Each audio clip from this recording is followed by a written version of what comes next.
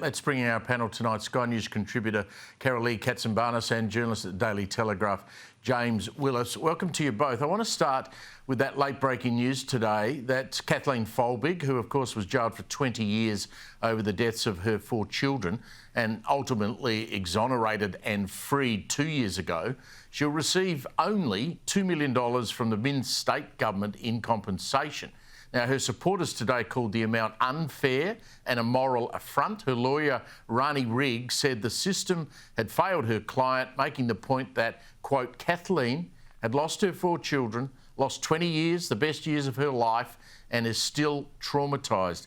James, a lot of MPs agree in the New South Wales Parliament. Surely they're going to have a rethink about this, aren't they? I agree with you, Steve. I think it's nowhere near enough. And when I saw the stories come out this afternoon, I thought there should have been an extra zero on what was being reported. $2 million for losing 20 years of your life, for losing your children, from being falsely and wrongly and horrifically accused of being a child killer. It just seems inadequate. And I think it's going to have to be majorly reworked. There's been comparisons to the money that was offered to Lindy Chamberlain all those years ago. And I think when you consider all these years later, it should be a lot more money for what she has been through. And I think the state government will have to go back to the drawing board and look at something far more adequate. I mean, I would have thought $1 million a year times $20 million, that would be a starting point. $2 million will not be enough and should not be enough for what has occurred here. Carolee, as James said, there was some comparison back to the payout for Lindy Chamberlain. Lindy served 3 years in prison. It was wrong imprisonment, and thank God we didn't have the death penalty back then because she wouldn't be with us. What do you make of that payout? 20 years in jail for something you didn't do. Yeah, evening to both of you and to the viewers as well. Look, this is also hit a nerve with me. It's woefully inadequate.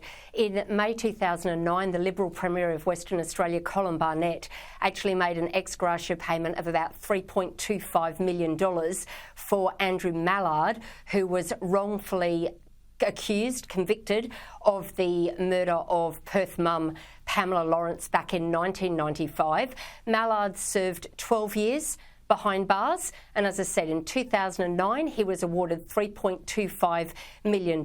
He has since died. He died when he was in the United States, but it just really doesn't add up. And so I was actually in the state at the time in 2009. I remember it well, and I really do think, as James and you have both said, they need to go back to the drawing board in New South Wales and perhaps do a little bit more homework on what should be done. I mean, I'm a mum myself. It is true, Kathleen Folbigg, she's been found not guilty and she has lost the best 20 years of her life, and justice was served in her case, and nothing can ever compensate what she's gone through, the loss of her 4 children, the loss of her freedom, but at least some monetarily compensation will help her in the next phase of her life.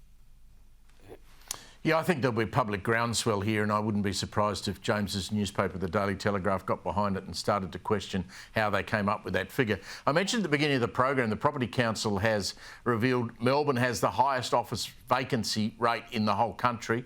Nearly 1 in 5 CBD offices completely empty for over 12 months. I know places like the radio station 3AW where Karolee works, the building there, the only people in I think it's about a 6 or 7 story building right in the CBD of Melbourne.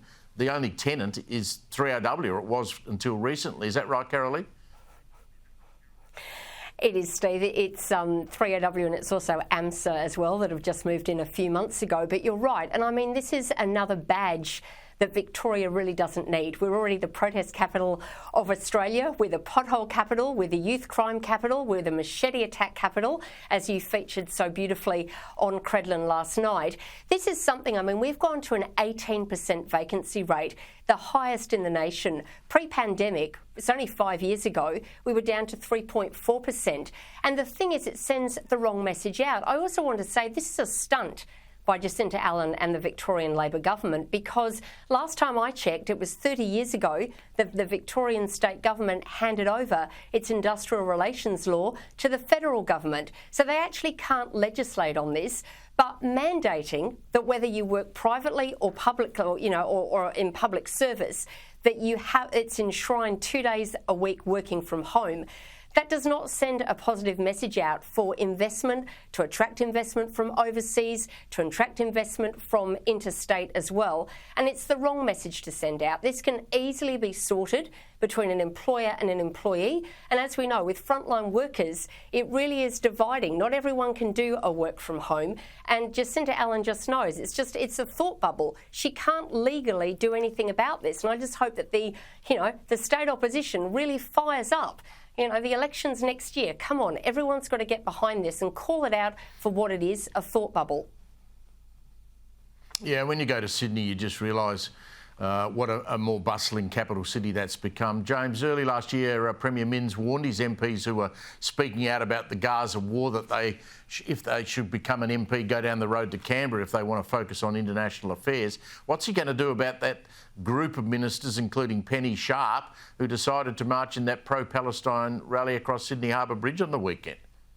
Well, that's right, Stephen. And this is a problem not just for the New South Wales Labor Party, but for Labor caucuses all over the country, including the federal caucus, is that every time this issue comes to hand, you have people that are widely divided on the Middle East. And indeed, anyone from the Labor left seems to be convinced that, Israel, this monstrous government that have just been, railroading over the top. And I mean, as we know, and this has been discussed at length over the past few days, everyone can have sympathy for what's going on in the Middle East. And indeed, some of what is occurring is tragic, but no one seems to be able to answer the question in regards to a two-state solution about what that actually means for the elected government of the Palestinian district, which is Hamas, who are a terrorist organisation. Are they part of this? Are they on the table? Everyone seems to be shying from that and just condemning Israel and the Israeli government all at once. But for Labor, this is a minefield. And when you have Chris Minns,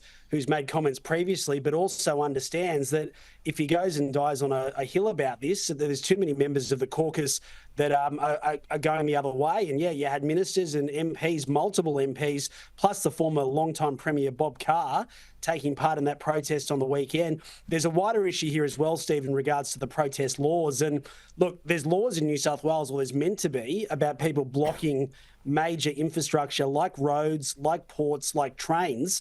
And it's interesting the police and the government haven't taken that line when opposing these protests up until now. So certainly we've got a precedent over the weekend, and it'll be interesting to see what happens from here. But yeah, definitely at a federal level as well, as we know, there's been a lot of MPs and ministers that have been very gun shy on this issue.